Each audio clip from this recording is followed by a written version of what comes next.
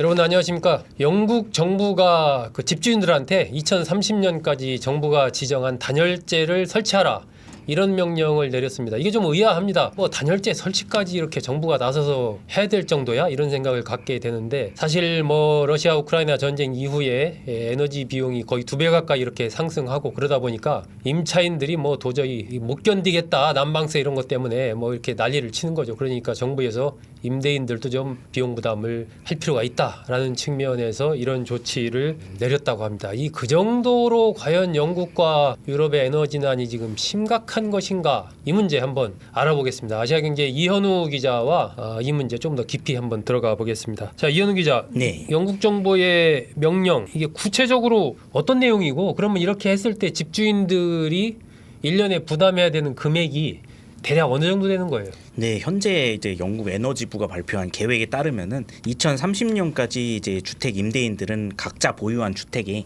단열재 보강에 6,800파운드, 6,800파운드? 예, 우리 돈으로 약 1,200만 원 정도를 이제 지출해서 정부의 이제 단열재 기준에 맞춰 주택을 수리하라는 명령이 지금 나왔습니다. 1,200만 원 정도를 지출해서, 어쨌든 집주인들 입장에서는 2030년까지면 조금 여유가 있긴 하지만 예. 1,200만 원을 지출해야 된다. 예, 구체적으로는 이제 영국 내 모든 민간 임대인은 2030년까지 소유 부동산의 에너지 성능 인증서 확증을 받아야 되는데요. 여기에 충족을 하려면 이제 단열재를 추가하든가, 그게 아니면 이제 태양광 패널을 설치하든가, 네. 이런 식으로 해가지고 친환경 발전 시설 등을 설치해서 에너지 효율성을 맞춰야만 한다고 합니다. 네.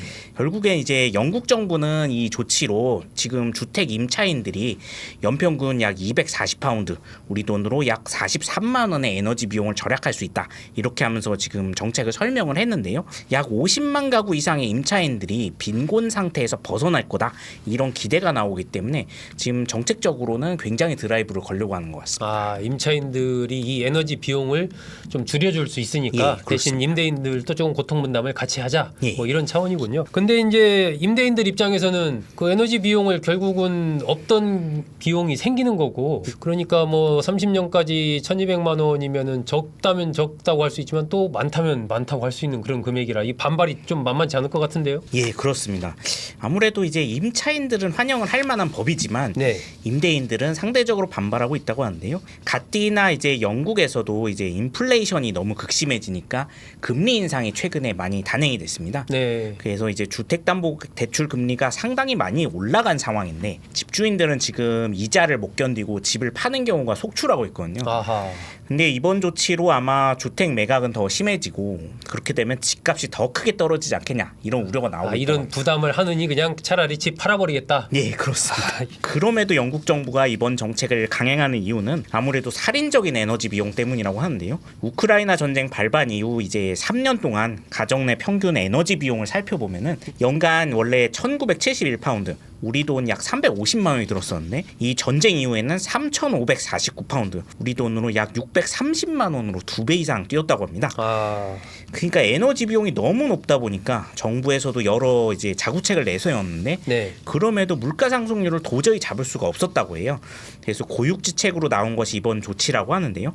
특히 이번 정책은 지난해 7월 당선된 키어 스타머 영국 총리의 총선 당시 공약이었기도 해가지고, 공약이었군요. 예, 그렇습니다. 굉장히 강력히 추진될 걸로 지금 여겨지고 있습니다.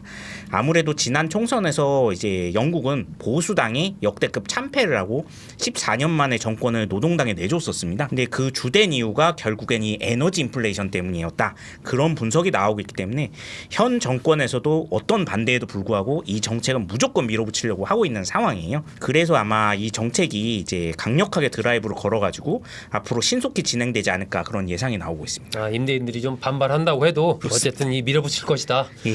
이것이 보이지 않는 세금 비용이라고 또 볼 수 있는 측면이 있기 때문에 이런 것에 대한 저항은 우리나라도 마찬가지지만 영국이라고 예외는 아닌 것 같습니다. 근데 영국 같은 경우 보면은 뭐 우리가 아는 북해 유전, 네, 그렇습니다. 유전도 있고 여러 가지 에너지 자급 이런 게 좀 다른 나라보다는 좋을 것 같다 하는 예. 생각도 드는데요. 예, 그렇게 뭐 에너지난이 심각한 건가요? 네, 영국은 그나마 이제 일반 원유나 천연가스의 경우에는 북해 유전에서 나기 때문에 이제 원유와 천연가스 의존도는 한 5% 안팎이었다고 알려져 있습니다. 네. 근데 문제는 이제 정제유 때문에 이 문제가 발생을 했다고 하는데요. 정제유. 예, 영국도 이제 원유 생산은 많이 하는 편인데 이제 석유 정제소는 환경 문제로 인해서 대부분 이제 외국으로 이전을 한 상황입니다. 네. 그러다 보니까 가장 값싼 러시아산 정제유를 가장 많이 수입을 했었고요.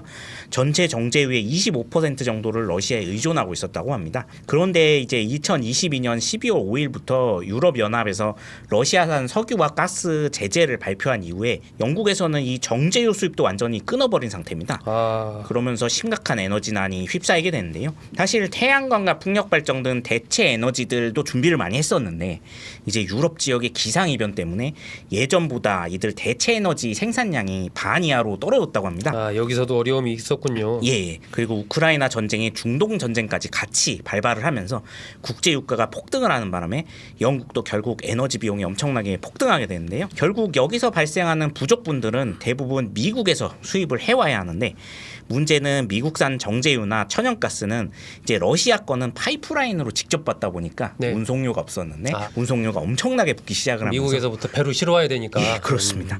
러시아제와 결국 비교하면 평균 4배에서 5배 이상 비싼 상황이라고 합니다. 근데도 어쩔 수 없이 사용하다 보니 에너지 비용 압박이 매우 심각한 수준까지 커진 걸로 지금 분석되고 있습니다. 와, 러시아 우크라이나 전쟁으로 인해서 영국의 에너지난이 굉장히 심각해졌다. 그러면 결국 이제 이거 타개하려고 해도 러시아 우크라이나 전쟁이 끝나야 될 것 같은데 러시아와 이제 그 뒤에 무역이 재개되면 아까 말씀하신 대로 그냥 파이프라인 통해서 바로 받으면 훨씬 비용이 내려갈 거니까 그 전망은 어떻습니까? 네, 사실 이건 지금 영국뿐만 아니라 대다수 유럽 국가들이 지금 기다리고 있는 상황이긴 한데요. 우크라이나 전쟁이 근데 문제는 끝나고 나서 바로 지금까지 3년간 행했던 대러 제재를 해제할 수 있느냐 이게 지금 미지수로 남아 있습니다. 그리고 예전처럼 지금 의존도를 크게 높여놨는데 만약에 러시아가 또다시 우크라이나 침공을 재개를 한다면 그때 또 다른 혼란이 예상이 되기 때문에 예전처럼 이제 의존도를 뭐 40% 50% 이렇게 확장하기는 좀 어려운 상황이기 때문에 안보적인 리스크를 갖게 될 수 있다. 그렇습니다. 그걸로 인해서 영국을 비롯해서 프랑스, 독일 등 많은 유럽 국가들은 지금까지 이제 안전성 문제로 포기했었던 원자력 발전을 이제 재개하려고 하고 있습니다. 영국도 지금 최대 8기 이상의 원자력 발전소를 신설할 계획을 발표를 했고요. 유럽 각국도 증설 계획을 세우고 있는데요. 근데 또 문제는 이건 어디까지나 돈이 있는 서유럽 국가들은 이렇게 대체 에너지 사업을 할 수가 있는데 경제적으로 좀 어려운 동유럽 국가들은 입장이 많이 다른 상황이라고 합니다. 서유럽 국가들은 이제 정 급할 경우에 미국산 LNG나 석유를 이제 수입을 해서 쓸 수가 있는데 아니면 중동에서 수입을 해와도 되지만 동유럽 내륙 국가들은 항구가 아예 없기 때문에 이거를 들여올 수가 없다고 합니다. 그래서 이런 나라들을 위해서 이탈리아와 네덜란드 등의 새로운 에너지 허브 항구를 짓겠다고 공약은 했는데 문제는 이 비용을 누가 담당할 것인가를 놓고 EU 내에서도 상당히 지금 싸움이 벌어지고 있다고 합니다. 그래서 헝가리나 오스트리아, 슬로바키아, 폴란드와 같은 중동부 유럽 국가들은 러시아와 별개로 지금 에너지 수입 계약을 다시 체결을 했습니다. 별도로? 예, 그래서 EU의 전반적인 대러 제재에는 이들 국가들은 또 반대 입장을 내세우고 있습니다. 결국엔 이게 동서 유럽 간 갈등까지 이어질 가능성이 있기 때문에 러시아의 유럽 내 입지가 더 커지는 게 아니냐 이런 또 안보적인 우려가 있어서 EU에서도 고심이 더 깊어질 걸로 예상되고 있습니다. 유럽의 이 에너지난 이것이 결국 러시아의 풍부한 천연가스 등등의 이 자원 때문에 유럽이 통일된 어떤 입장을 가져가기가 어려울 것이다. 이런 얘기입니다. 영국 정부가 집주인들한테 2030년까지 단열재를 설치하라라고 명령을 내린 그 이유가 무엇인지 영국 정부 또 나아가 유럽의 지금 에너지를 둘러싼 복잡한 역학관계를 이현우 기자가 쉽게 설명을 해드렸습니다. 여러분 잘 들어주셔서 고맙습니다.